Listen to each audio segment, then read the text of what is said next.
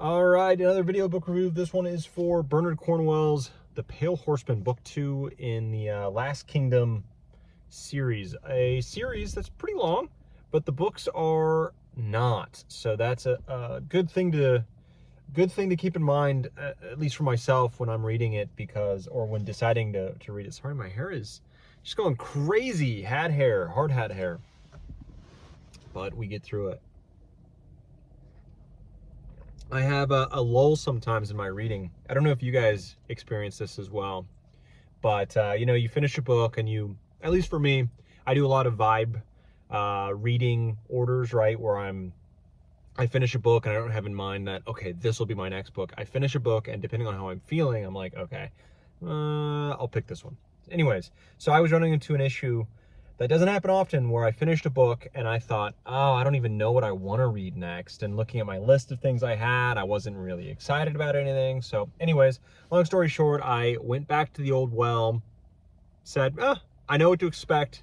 It's short, action-packed, let's do it. And I got that. I got that from this. But it's not only that. There's also, with Bernard Cornwell, his writing is spectacular, but he also has always an undercurrent of something, of something interesting, whether it be with his King Arthur series. You had so much depth there with the romance with what's the Durfal's character with his with his wife, that undercurrent there, as well as this like mystical old Britain magic that was kind of going on, that was just making everything so interesting with Durfal and and what was going on in there, as well as the Arthur stuff, which was the main line. Anyways, with this one, you had the action, you had the really cool adventure, you're sailing and have swashbuckling moments where you're fighting Vikings and raiding ships and doing this. You have that, but you have an undercurrent of this pagan Uhtred who is kind of struggling. He's struggling to find which path he wants to take in this book, whether he wants to go. And you get this more. I watched the Last Kingdom series, and this book has it where this series has it and the show didn't, where he has a choice. He can choose to go with the Danes, but there's he's being held back because he doesn't want to have Bebenberg and all this being given to him by the Danes. He doesn't want to be secondary to Ragnar, his let's call half brother, to be kind of nice about it. But he wants to have it on his own. He wants to gain it himself. He has that youthful pride and warrior spirit, which you have in the show, but he'd be more than happy to join Ragnar. It's just, he's always under oath from Alfred or whatever. And the same thing is kind of happening in this book, but he is very much like, I can throw that off and join Ragnar, but I don't want to have, I don't be subservient to him.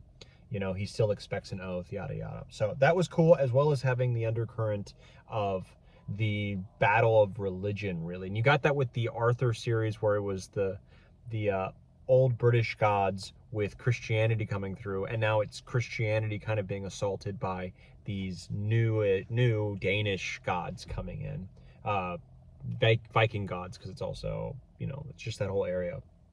So I think the clash of cultures and of religions that come with the culture, that's a huge thing with Bernard Cornwell. He loves that stuff from what I've seen. I haven't read the Sharps whatever, but that's with the French and the English, so there might be like a Catholic Protestant thing there. I've never read it or seen the show, so I don't know, but I'm guessing that's probably a thing, just based off of this. Like, after reading, this is now my second series by him, and he loves it. He loves dealing with that, and that's a great thing to read about too. Like, it just makes everything so much more interesting and fleshed out, because you go through life and people's beliefs are at the forefront of how they speak, how they move through the world, and what they believe,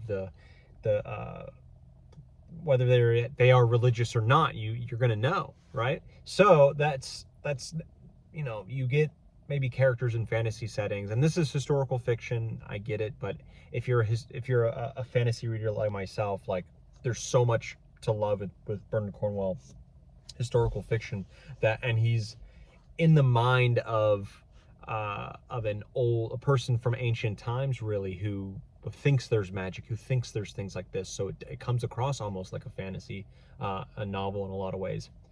Anyways, he deals with this in a way that is just so interesting, and makes it so that it's not a penny novel, that you get the action adventure and that's kind of it. You get so much more with these, which is kind of why I picked it up. I wanted just a shot in the arm, and that's kind of what I got. And I finished the book, and I was ready to go into new books, and that was definitely spectacular. This is a really, and there's a lot of them. This is a really good middle book, like I guess bridge between books that I've had in the past. I had that with Dungeon Crawler Carl. I had that, especially in the beginning. It was just so perfect for that. Then the book started getting longer and not as good. So I'm happy to have kind of a new version of that. And this series, I think, is just at least so much better than Dungeon Crawler Carl in a lot of ways, and it's just deeper. And it's not really, they're not obviously a good comparison, but as a bridge kind of series, this one is just so much better because it's not a throwaway book like those books. As I view them, they are throwaway books. They don't stick with you. They don't mean as much at all. While this book, as well as so many good and great books, they have deeper meanings that stick with you and make you, rethink your own views. And you're put in the shoes of this pagan who does things very strangely and weirdly, and being a pagan, things are okay and kind of brushed off that are not okay, that the morals of this time are not the morals of this time, and that's okay because you're living in this time and trying to be authentic. And Bernard Cornwell's trying to be authentic, and it feels so great, and it just is so much deeper because of that. And you're just at least me, anyone who reads fantasy or historical fiction, we want to be transported to a different place. The past is a foreign place, right? That's what they always say, and that's the truth. So you get that with historical fiction like you get with fantasy when you're thrown into a fantastical setting that never existed. This version of Earth did, and it's really cool to be thrown into the history books and have life breathed into it. And Bernard Cornwell does it better than I think anyone I've ever read, and you get just more of that with this. Action is cool. There's sieges, there's big battles, and if you've watched the show The Last Kingdom, this is like the second half of the first season, if I remember correctly. It's been a while since I've watched the show, but I think this is the second half of the first season. It's very condensed. These books are not very long anyways, but it's the second half and ends at the end of the first season. And you have Alfred, who's my favorite character from the show, obviously, and you get a lot of him, so much of him in this book too. And you get if you followed Alfred's life at all, he spent time in a swamp, and that's a very important part of his journey. And then you watch the show, you've seen it too, but it's just expanded and made much more interesting. I was kind of let down in the show with it, where I was like, oh, this was like a much bigger deal, I thought. And then here in the book, it definitely is, and it makes sense, and there's lots of just really cool scenes like that. I thought Isolde, the British like pagan fortune or future seer kind of shadow queen is what they called her.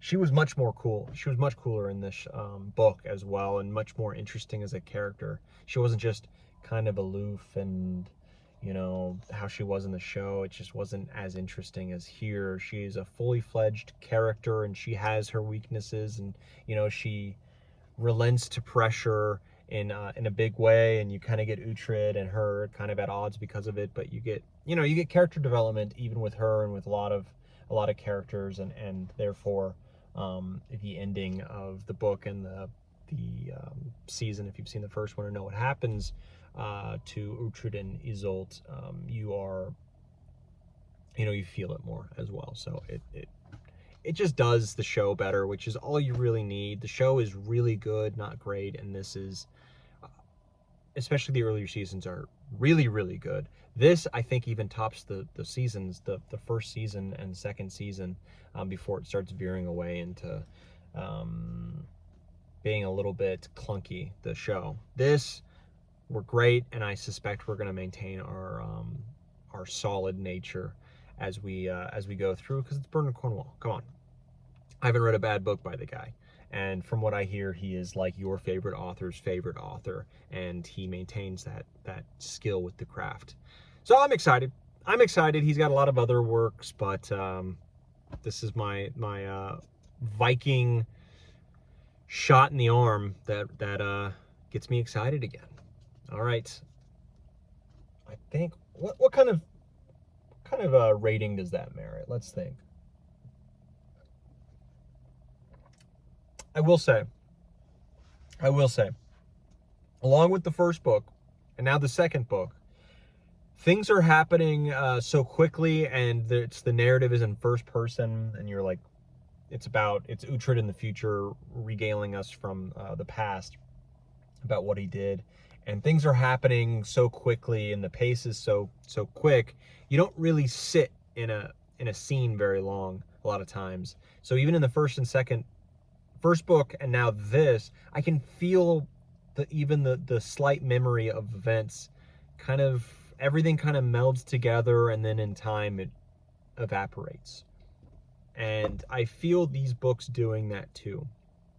You know, you get different books and that won't happen, where like these scenes stick in your head and the characters really stick in your head and you're like, okay, great. But in this, I feel like a lot of it can be lost, especially at the speed in which you read these books. Like, you can't help but read these books quick. There's not much to them when it comes to length, and the writing and prose itself just leads to speed reading, really, at this point. Even people who read slowly will get through this book quicker than most others. So you don't sit and marinate with a book at all, which leads to, long-term memory. So I will say that about these is I won't remember them very well. I won't remember them very well or clearly, and it would take many rereads to solidify these in my mind, probably. So that is pretty bad, to come to think of that. It's just so quick and fun, though. Like, what are you gonna do? And it's deep enough to matter. All right, I will give that then probably like a 8 out of 10. I'll give it an 8 out of 10. Probably gave the first one around there too. It's really good, but it's about the same. I'd say this one is stronger than the first book. I like this book a lot more than the first book, actually. I don't know what I gave the first book, but this one is an 8, and I'd give the first one like a 7.4, 7.5, just because it's almost gone out of my memory. And dealing with young Uhtred wasn't as interesting as now we're dealing with 20-year-old whatever Uhtred who's blasting through life, figuring himself out. Anyways, that's it. Longer than I expected this review to be, but opened my mind to things that I didn't think of until I started speaking. So let me know what you think. If you've seen the show, let me know what you thought about the show. I've seen it all now, and very disappointed with it, I think, and I'm excited to get that flame, and it is there, but the flame of interest, rekindled with this series. And if you've read it, let me know what you think on the next book. Yeah.